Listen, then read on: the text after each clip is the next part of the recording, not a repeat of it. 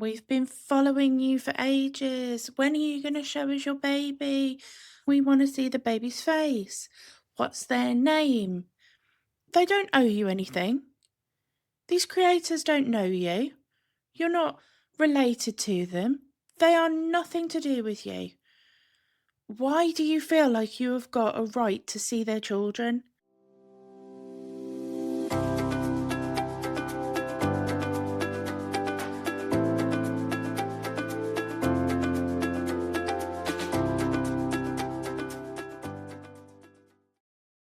So apparently, because some creators online have children, people on TikTok think that they have got an automatic fucking right to see their kids' faces.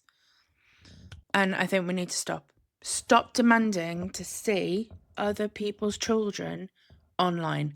It's entirely up to those creators. I personally don't agree with it. But it's up to them. If they want to show you their children's faces, they will show you. I've seen in the comment section recently really demanding people saying things like, show us the baby, we deserve to see them. And there's a very good reason why most creators, most parent content creators, don't show our children's faces online. Parents, if you are sharing your children online, you need to watch this clip. You've heard the warning before. Be careful what you post on social media. However, one mother is sharing her experience that changed what she shares about her children online. As Timothy Linda Mills reports, it started with a terrifying phone call. Anybody who follows me knows I'm like an open book.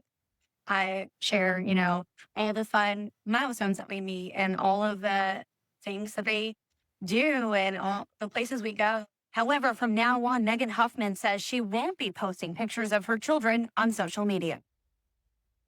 It was a normal evening and my phone rang. In December, she answered a call from an unknown number, thinking it was an Instacart shopper for the groceries she ordered. And it was this man who had been following my family for, it seems like, quite a long time. And it wasn't completely random. I met him when I was 8 years old. He was an old neighbor of mine. And I hadn't had contact with him since then. So, I met a kid when I was 8. Mm-hmm. Seen him across the street a couple times, and then that was it. He described in detail photos of her 2 young children. She searched his name online and discovered he is a registered sex offender. Never do you think, just posting a simple picture can be dangerous, and it can be harmful to your family. Huffman has asked us not to share his name or photo for her family's safety if he were to be released from jail again. Huffman recently moved with her family from Pickerington back to her childhood town in Kentucky. According to the Kentucky State Police Sex Offender Registry, the man who called Huffman was convicted on charges of sodomy and sex abuse. The victim, 3 years old. The case was from 2011, according to the Fayette County Circuit Court. According to the Kentucky Department of Corrections, in January, he was on sex offender conditional discharge, but committed a technical violation of failing to abide by the rules of the halfway house where he was residing. He returned to jail January 13th. It was right before that violation in late December when Huffman answered a call from a person claiming to be him. He had said that he had seen that we were doing well and that he knew I had kids and that he had, my pictures in his prison cell, and he's tried to contact me for the past couple of years. And now that he's out, he was able to call. The phone calls, they kept coming, and they didn't until we got the police.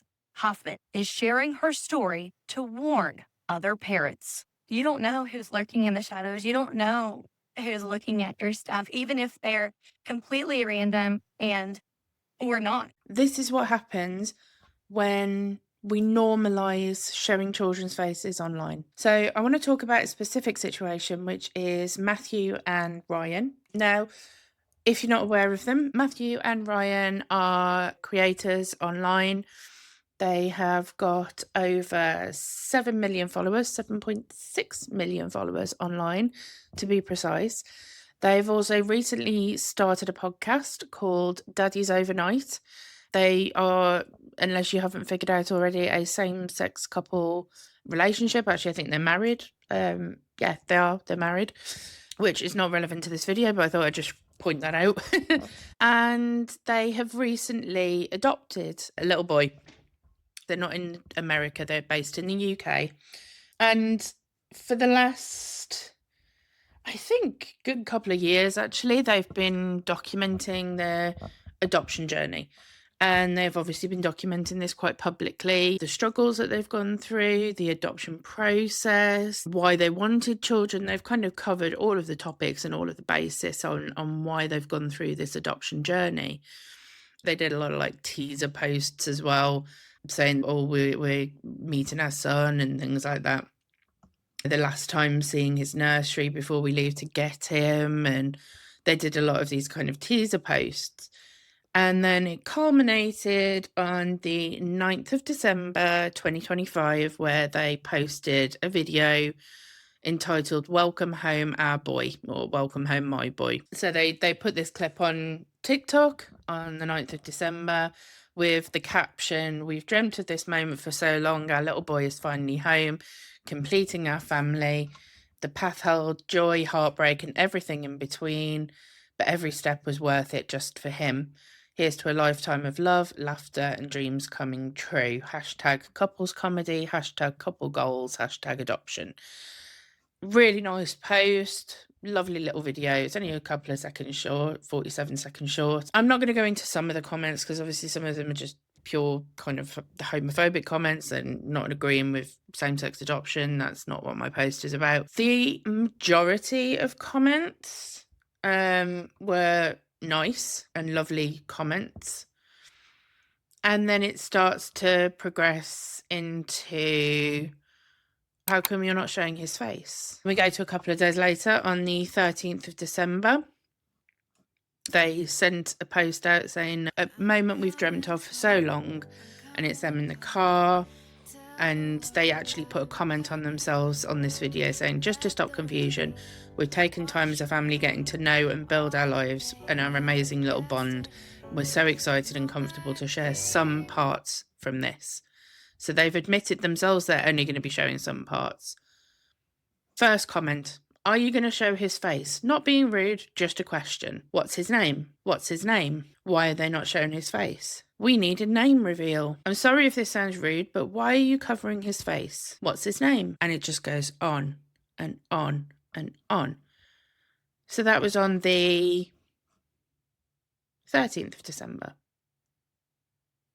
15th of December, another video showing our son his nursery for the first time. Please don't blur his face. It would be lovely to see his happy little face. Some have put, I love how you're keeping his face private, but how are we supposed to get to see him without seeing his face? Is there a reason for not showing his face? When can we see his face? And again, on and on and on. Stop it.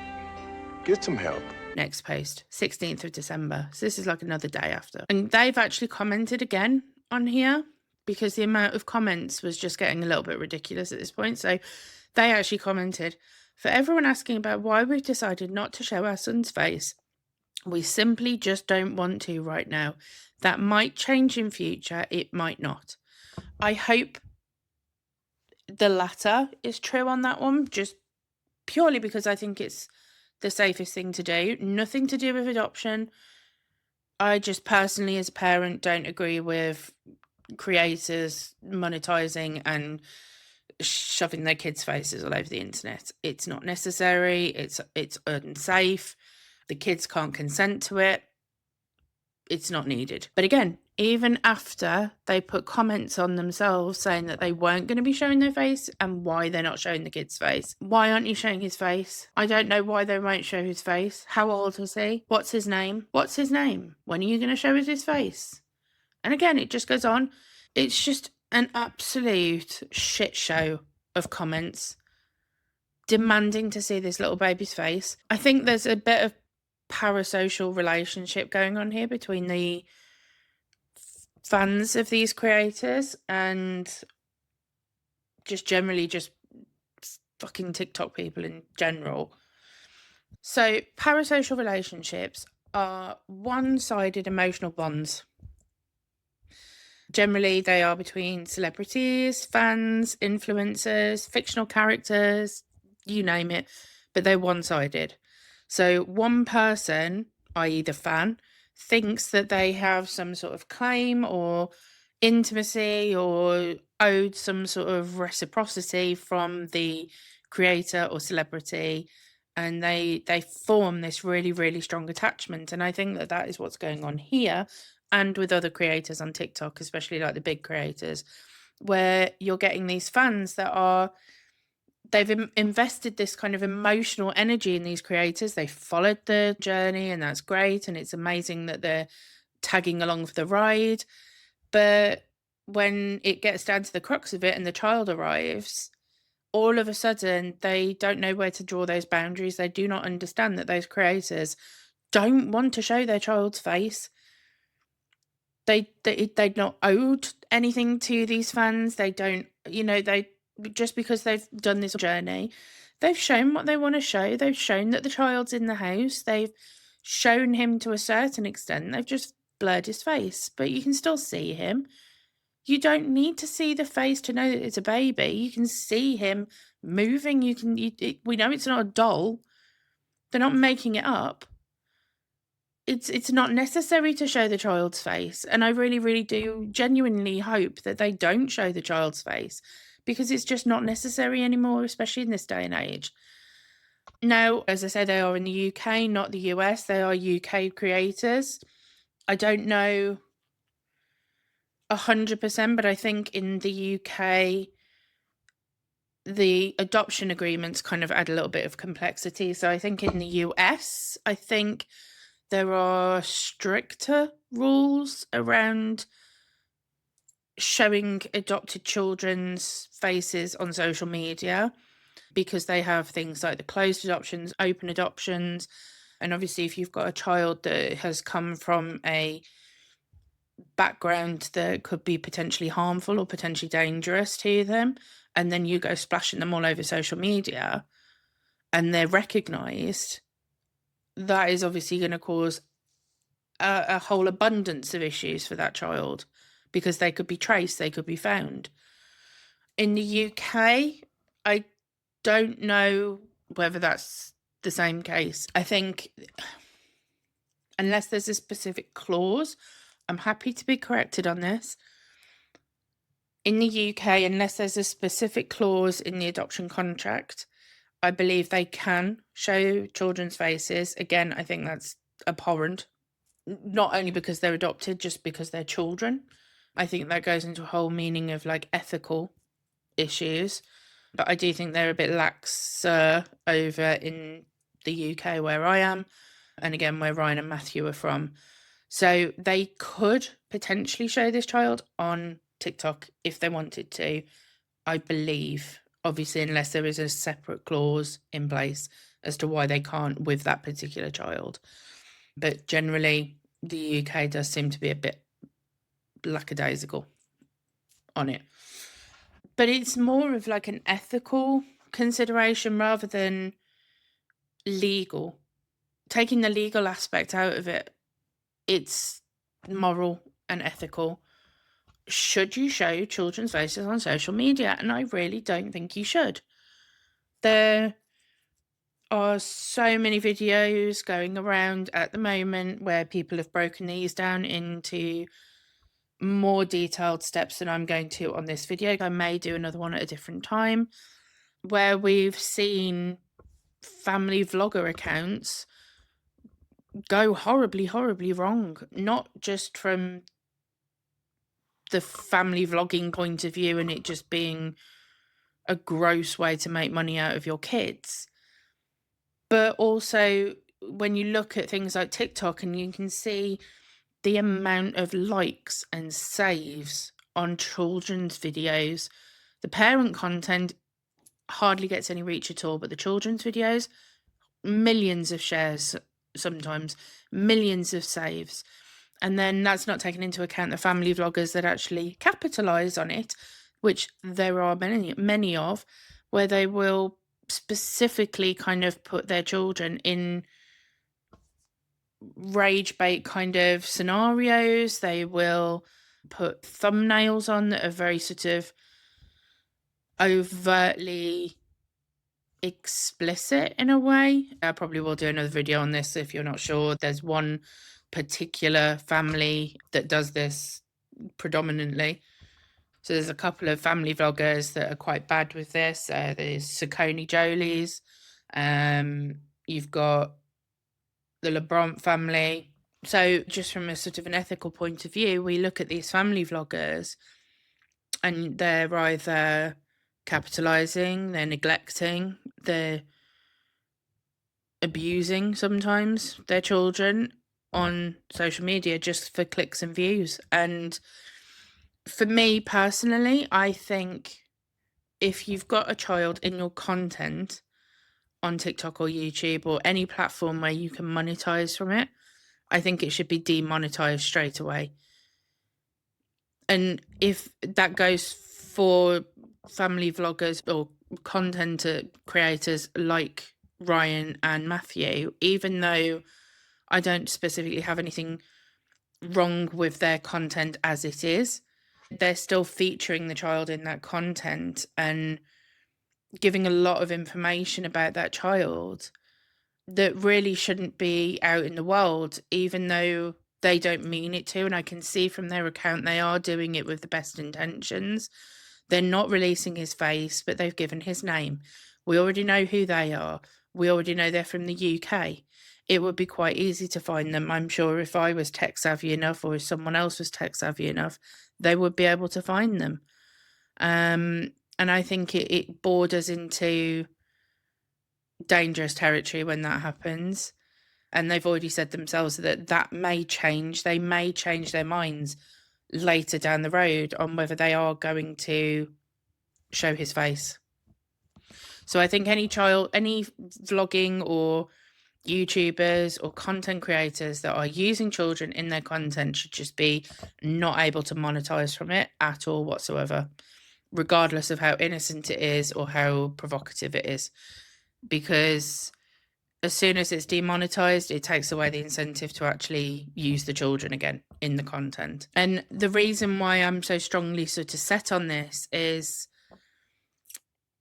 we only have to look at some of these accounts where you can see that children are being exploited, or whether the parents mean to do it or not, I don't know. There's one in particular account which is just frighteningly worrying, with a mother where she films her autistic daughter. Now she is high needs support autistic, but every video that's posted pretty much is of the child in a vulnerable position. I use that term lightly because it's mainly her sort of spread legged. She's got trousers on, but this is still a young girl that's around the age of maybe 9. Open legged on the sofa or lying in her bed eating something with her legs open. Again, she's fully clothed. To her, she's just an autistic child that's putting herself in these funny positions, or whatever position it is that she's comfortable in because she's stimming, or, she's just regulating herself. Her mum's filming it. Her mum's filming these positions and this way of her being, not her just kind of walking around the house. There's another clip where she's got her hands down the back of her trousers, and another clip where she bends over the sofa. And again, her mum's there, camera in hand, filming. Now, the content and the videos are in a different language, so I don't know what the context of the videos is because I don't speak the language. I haven't got around to sort of transcribing it. If anyone speaks that language, please feel free to transcribe it for me if you want to. But these are the type of content, children's content, that I really, really hate. And also the fact that it is an autistic child as well. She's got no protection on her at all, this child. She probably doesn't really understand what's going on. She probably doesn't really understand why mummy's filming her all the time. Whether mummy means to be doing it in that way, I don't know. Or whether it is just a genuine kind of mum filming her autistic daughter to raise awareness. Again, the language barrier causes a problem, but to me, from an outsider's point of view, you look at this video and all of the videos, and it just looks like a parent filming their kid in provocative situations, provocative positions for clicks and views. And oh boy, are there clicks and views. There are so many saves, and the comment section is unbelievably disgusting. And the thing is, as well, is that when you get one of these accounts, because of the way that the algorithm works, the more you sort of look at this, I was looking at this kid's account for the purposes of research for this video, and then TikTok started pushing more out to me and more out to me and more out to me, and the worse they got. The further I went into it, the more they got and the worse they got.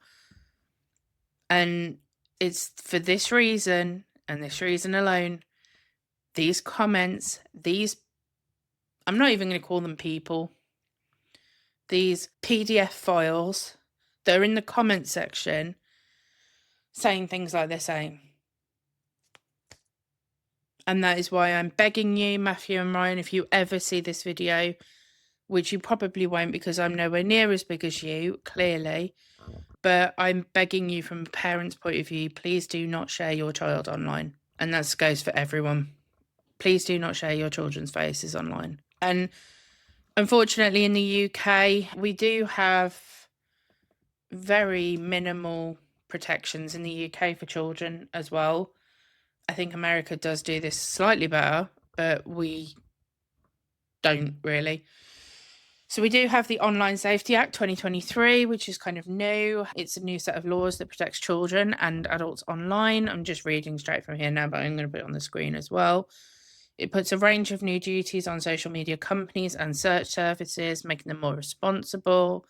The Act will give providers new duties to implement systems and processes to reduce risks their services are used for illegal activity and to take down illegal content when it does appear. So we've got things like age verification, harmful content bans. It's not really anything, to be honest. There's nothing about monetizing off your children. There's nothing about sharenting. So, parents sharing their children online. Parent created exploitation. That's not mentioned anywhere in the Act at all. So the platforms themselves, TikTok, Facebook, Instagram, the Online Safety Act is basically for the platforms, but it's not the platforms that are making these decisions to put the children online in the first place. It's the parents. The parents are bypassing the age verification because they're setting it up as an adult account. They're setting it up as their account, but then they're sticking all this child content on there. So it bypasses the age verification. So it never gets flagged as a child account or a child that's in the account because it's a parent. The US states, like I say, they are doing slightly better, I think. So California, Utah, Illinois, Minnesota. So California have to put 65% of their earnings. So if parents monetize off their children or children's content, 65% of their earnings have to go into a trust for their children. So essentially, they can't really make that much money off their children because 65% of that money goes into an account for their children that can't be touched by the parents or anyone, only the child. And I think that's a good way of dealing with it because obviously the parents out there that are trying to monetize off it can't really make as much as they want to because 65% of it goes straight away. So that's California. Utah, they've got, I'm going to apologize for the name now, but the Shari Frankie testimony. So Shari Frankie, the daughter of Ruby Frankie, went to lawmakers in Utah and told everything that she'd witnessed and experienced as a child influencer under her parents' account and told them about the dangers of parents monetizing off their children, basically, online. So Utah have got this testimony and they're now using it to try and change the law and basically a mandate for protecting children. So this came out weeks after California became the second state in the country to put into law financial protection. So that was the 65%. for teens and children who are featured on social media. Again, I'm just reading straight from this document here. So California's, this is off ABC News. California's legislation mandates parents and guardians set aside in trust accounts a percentage of earnings earned by minors who are featured in monetized online content. This legislation was signed into law by Gavin Newsom, also expands the Coogan law, which is a long-time protection for child actors. And this goes now onto platforms like YouTube. Illinois became the first state to enact protections for children when legislation created a private right of action for child influencers against their parents that featured them in videos and did not properly compensate them. So America, I think the US is doing slightly better than the UK is in terms of protecting children.